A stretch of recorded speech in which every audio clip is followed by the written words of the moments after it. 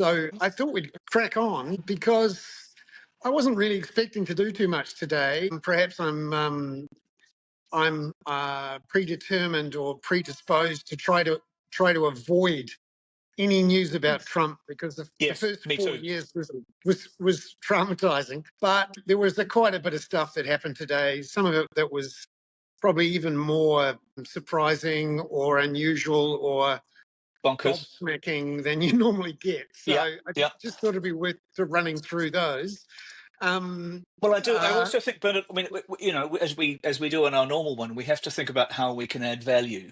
And so I was thinking about, to some extent, what New Zealand needs to think about that as well. You've got this threat to impose tariffs on Canada and Mexico from February the 1st of 25%. That's less than 2 weeks away. You've got the threat to use military on both the Canadian border and the Mexican border. These are not the actions of a country or a president that believes in the rule of law, and certainly not in international law. Plus, we've got the end of the Paris Agreement, which I think will give Mr. Luxon an out from the various obligations that we know New Zealand is already in breach of, or about to be in breach of, and the withdrawal from the WHO. It's really the World Health Organization. These are things. If we had Robert Patman on, and he'd be saying this is an insult to the rules of law, to the international post-war consensus that the United States created, and he's just torn it up. yes, I mean basically it's a shift back to the sort of pre-World War II might is right idea.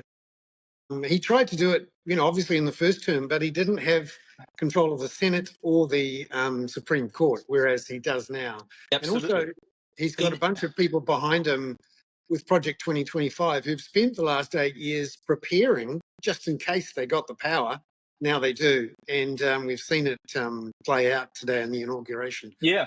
No, I think it's incredibly serious, Bernard, and I like you have been doing a certain amount of news avoidance, partly because I can't necessarily add value to it, but it is it's obscene what's going on there, and I'm afraid it's going to be obscene for the next 4 years, and we're going to have to get quite used to it because it may well be.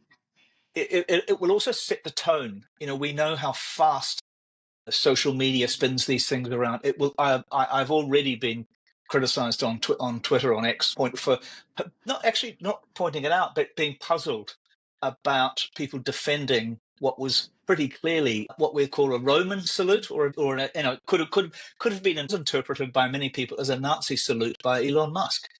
And now I've got people crapping on me from all over the world about that and saying that I'm evidence of why people despise journalists. Well, I don't think we should muck around. It's very clearly a Nazi salute, and he didn't accidentally do it once. He did it at Well, least twice. he did the heart, and he did the Yeah, Roman salute. he knew what he was doing, and I don't think I've even said it written, and in fact, his brother Kimball, who I met once in Davos, as we were both Davos delegates, of course, and Davos started today, of course. But he says, you've got to remember that that Elon is got a bit of Asperger's, and therefore he can make the odd mistake. I don't think that was a mistake. No, that was planned. That's something he's been thinking about for a long time. These inauguration speeches, apart from anything else, all of these tech billionaires have spent millions of dollars to get into these events and then to plan them. And you don't just rock up and just wing it. He knew what he was doing. I guess so. Again, we can't know that, but that's my assumption too, Bernard. So again, interesting that we're talking more about Musk than we are about JD Vance. Yeah. Yeah. And of course we saw. Sorry, Bernard. Go ahead. Yeah, and also I think you're right to lead with the issue around tariffs, because earlier today there was a report in the Wall Street Journal that Trump was going to delay the tariffs and have a special study, a working group. Mm-hmm. We're all familiar with those. Very woke idea. But in his first chat with journalists after the inauguration, he said that he was planning to impose the 25% tariffs that he talked about on Canada and Mexico from February 1. Now, the wording he used gave him some outs, but this, of course, has shocked Canada and Mexico. And it's interesting, there has already been a reaction on financial markets with the if Trump was to impose tariffs on a lot of imports, Yeah. that would increase inflation in the United States and therefore increase interest rates. And that's sort of why it matters to us in the short term. When the US 10-year Treasury yield rises, when the Federal Reserve has to hike rates, then that affects our interest rates because our fixed mortgage rates are really based off those global bases that the US Treasuries market is based on. And so that Wall Street Journal report that dragged down interest rates globally this morning. And now after this confirmation from Trump in the hearing, in the sort of chat with Post journalists, inauguration interview, yeah. yeah, that has pushed interest rates back up again. So yeah, it was one interesting. The pound hit a high overnight because of this perception that there was going to be a delay. But, I mean, if you're just thinking again about the impact on New Zealand, as you say, there'll be an impact potentially economically immediately on currencies and so on, but we're going to have to deal with this extraordinary unpredictability again. I mean, to his great credit, in a way, we know that Winston Peters hasn't been a bad foreign minister in the past. He's been a bit quiet lately, and of course, he's going to lose the deputy prime ministership shortly.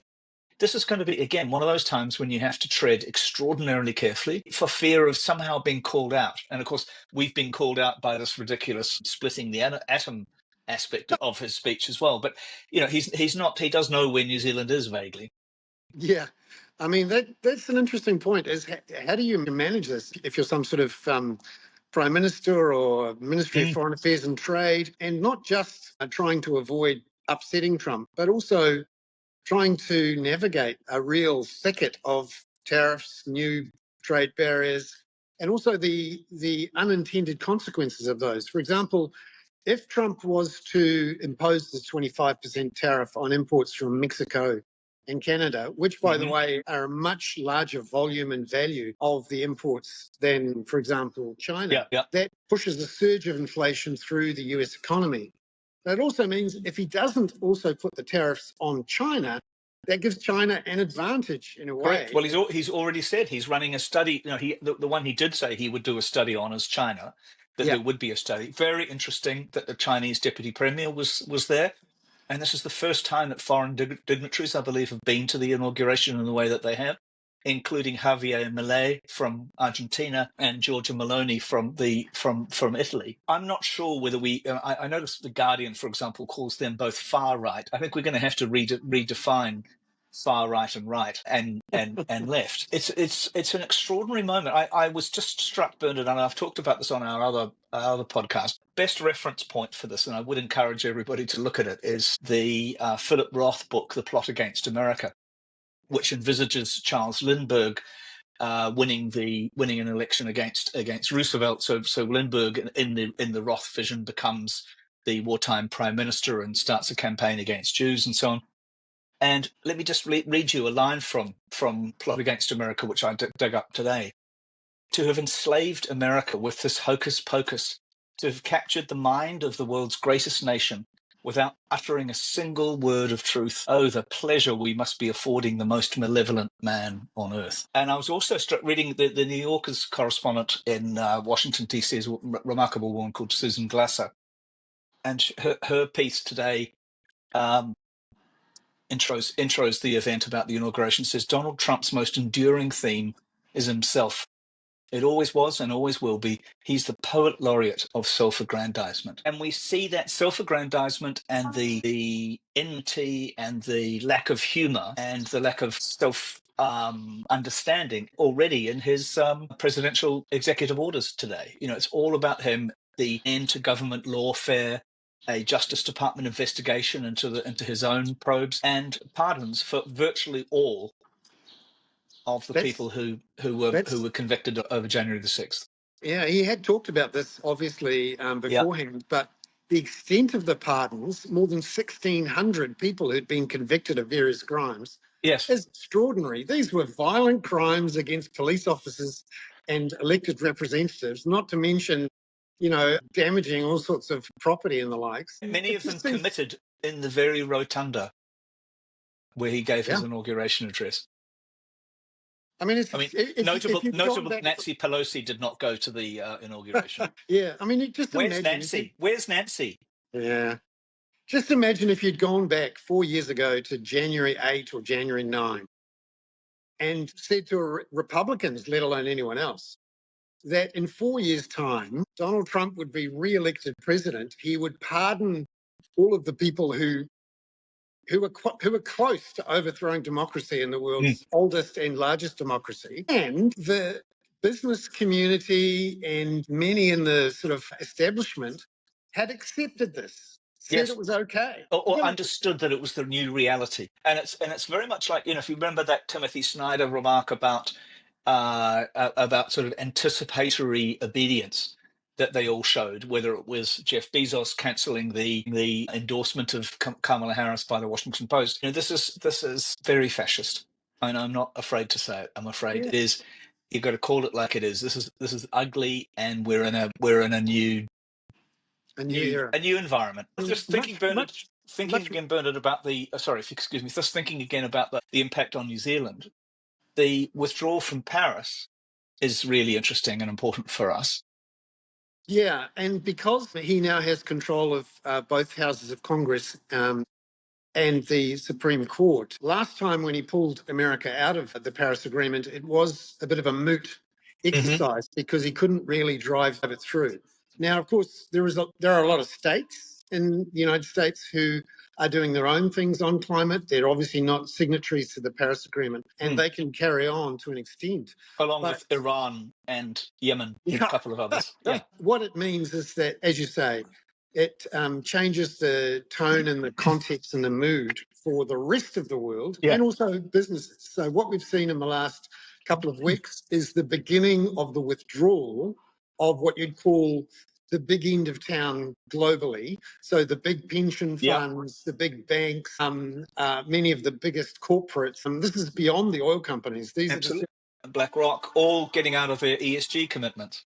That's right. And it now begs the question, which our own Federated Farmers has been asking, about our own big four banks and whether or not they stay in the net zero banking alliance. So when you start to see these, what you call the normal way of doing things changing under your feet, it really is disconcerting. It's a real... It's discombobulating. Do we think about that? Again, I guess we'll talk about that in the longer piece this week. But I do see, I've been thinking about this and struggling with how to do it in my own, and whether I'm going to relaunch my own Substack about this. But I do see his election, or the possibility that he could be elected, as a failure of journalism.